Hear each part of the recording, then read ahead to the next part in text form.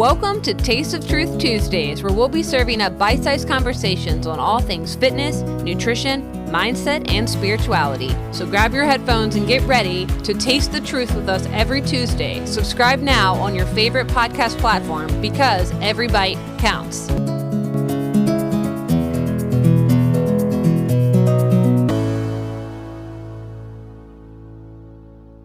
Hey, welcome back, Truth Seekers. It's Megan Leigh here, your host, and today we're blending up our usual bite-sized combos on fitness, nutrition, mindset, and spirituality with a deep dive into the intriguing world of end times obsession and its connection to conspiracy theories. So be sure to join me each week as we're going to be exploring the latest trends, debunking myths, and providing practical tips for living a healthier and more balanced lifestyle. But today, we're going to take a detour into the realm of conspiracy theories. So fasten your seatbelts because what we're about to unravel are the mysteries of the universe, one conspiracy theory at a time. So, have you ever found yourself tumbling down the rabbit hole of radical ideologies or getting caught up in the fervor of religious conversion? Well, don't worry, you're not alone if that's the case, because in the midst of the pandemic, I witnessed firsthand how alluring the pull of conspiracies intertwined with religious conversion really is. It's like stumbling upon a secret society of seekers, all chasing after belonging, purpose, and empowerment. So picture this. There I was, just another rebel without a cause, swept up in the whirlwind of conspiracy theories, but little did I know, I was hurling down a rabbit hole straight into the arms of cult-like dynamics. But let's backtrack for a moment, shall we? Have you ever heard of the term MLM? That's right. I'm talking about those flashy, multi-level marketing schemes that promise the world, but often leave you high and dry. From unrealistic body standards to unhealthy relationships with food, these products had me hooked like a fish on a line from 2016 to 2020. And we'll be diving a little deeper into that in a future episode, so stay tuned. But as if MLMs weren't enough, I found myself knee-deep in pandemic conspiracies faster than you can say 10 foil hat. And before I knew it, I was lured into the clutches of high-control religion with its charismatic leaders and the us versus them mentality. All right, folks, you're buckled up, right? Because we're about to embark on a wild ride through the intriguing world of religious prophecy, biblical interpretations, and the obsession with the end times that's got everybody talking. Imagine modern American culture, a melting pot of beliefs and ideologies all stirred up with a hefty dose of religious prophecy. Because for centuries, Christians have been captivated by the idea of the apocalypse, with theological discussions diving deep into the mysterious realms of biblical prophecy. But hold on to your hats, because things have definitely kicked into a high gear as of recent times. Within the last 100, 150, 200 years is what I mean by recent.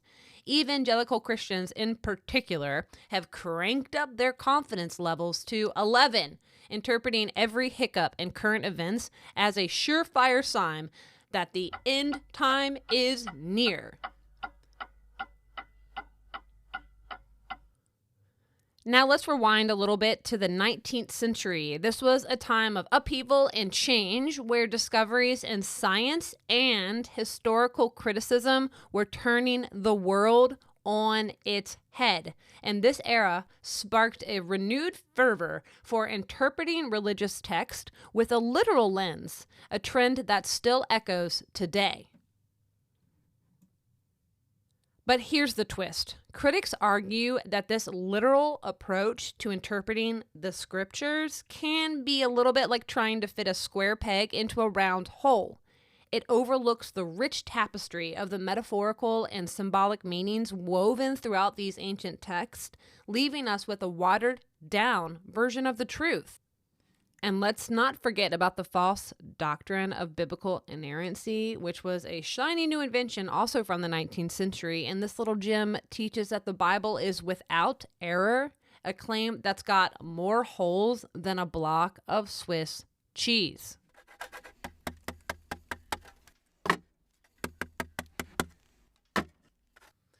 Don't worry, we'll cover all that in a future episode. Enter stage left.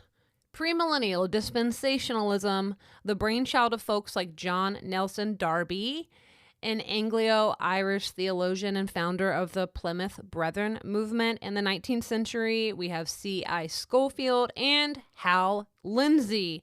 These guys have been setting dates and making predictions like there's no tomorrow, leaving a trail of raised eyebrows in their wake. But wait, there is more.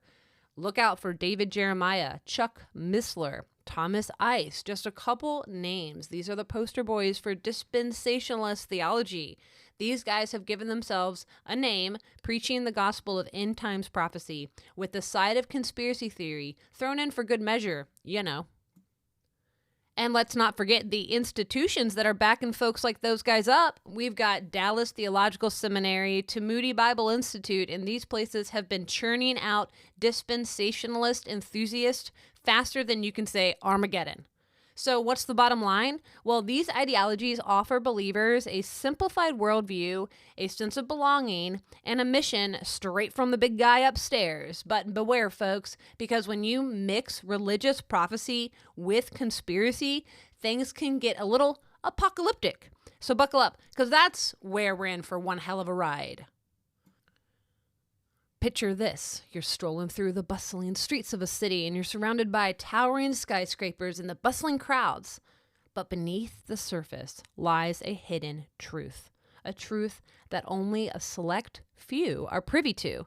That's right. We're talking about the apocalyptic mindset, where believers view that the world is a ticking time bomb just waiting to explode. But why stop there? End times belief offer more than just a glimpse into the future. They provide a roadmap to meaning and purpose in an otherwise chaotic world. It's like finding that missing piece of the puzzle, finally making sense of the madness that surrounds all of us. And of course, no conspiracy theory would be complete without a healthy dose of confirmation bias. Who needs evidence when you've got unwavering faith, am I right? Believers in the end times will actively seek out information that confirms their beliefs while conveniently ignoring anything that contradicts them. Talk about selective hearing. End times narratives often paint a picture of cosmic warfare where believers are cast as the heroes battling against the forces of darkness. It's like a real-life game of good guys versus bad guys, complete with the epic showdowns and dramatic plot twists. Let's not forget about prophecy fulfillment, the ultimate conspiracy theory jackpot. From deciphering cryptic messages to decoding the hidden signs, believers in end times are always on the lookout for clues that confirm their apocalyptic worldview. It's like playing detective with a dash of divine intervention thrown in for good measure. So there you have it, folks. The curious connection between end times obsession and conspiracy theories. It's a wild ride through the twists and turns of human belief where truth is often stranger than fiction. If you're interested in more details, check out the blog post that corresponds with today's episode. So whether it's an MLM, a conspiracy theory, or a religious sect, they all have one thing in common. They thrive on manipulation and exploitation. From emotional vulnerabilities to wondering and questioning your purpose in life. High control religions often employ a variety of psychological techniques that can be characterized as brainwashing to maintain control over their members. And these methods can be understood through the key following strategies. Number one is isolation. Physical isolation. Members are going to be encouraged or required to live in communal settings away from the outside world or reducing their exposure to differing opinions. And there may be some form of social isolation. Members are often discouraged from associating with outsiders, including family and friends who are not a part of the religion, and this leads to an echo chamber effect. Number two, control of information. We will see censorship. Access to information, particularly from outside sources, is heavily restricted. Members are often told to avoid books, websites, colleges, media that might criticize or contradict the group's teachings. And we'll also see propaganda here. The group provides a controlled flow of information that consistently reinforces its beliefs and practices. This will include frequent meetings, sermons, and a literature perhaps that promotes the group's ideology.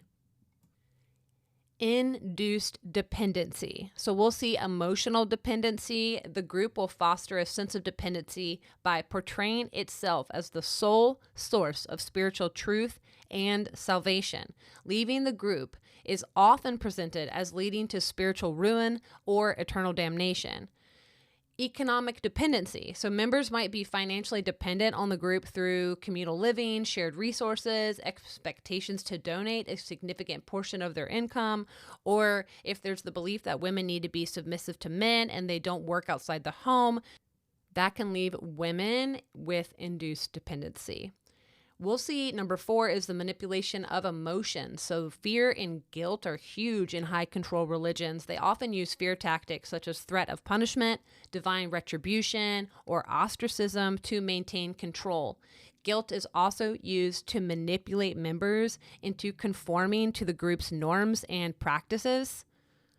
Love bombing, oh my goodness. New members will often receive an overwhelming amount of attention and affection, creating a sense of belonging and making them feel more receptive to the group's influence.